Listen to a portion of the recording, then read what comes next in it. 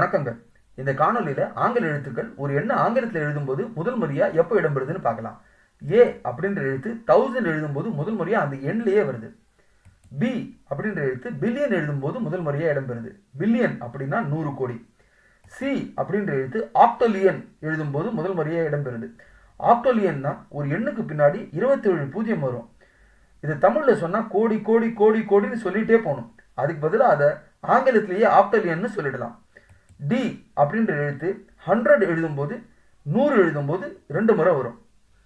Q அப்படின்ற எழுத்து quadrillion எழுதும்போது முதல் முறையா இடம்பெறுது.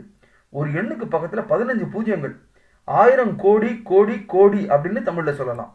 பி அப்படின்றது செப்டலியன் எழுதும்போது முதல் முறையா வரும். ஒரு எண்ணுக்கு பக்கத்துல 24 பூஜ்ஜியம் இருந்தா அது செப்டலியன். எம் அப்படின்ற எழுத்து மில்லியன் எழுதும் போது முதல் முறையா வரும். மில்லியன் அப்படின்னா 10 லட்சம். ஜே மற்றும் கே எழுத்துக்கள் ஆங்கிலத்துல எந்த எண்ணு எழுதும் போதும் இடம்பெறாது. கூட்டு கழிச்சு பாரு, கணக்கு சரியா இருக்கும். எங்கிட்ட கணக்கு பேசுறாங்க.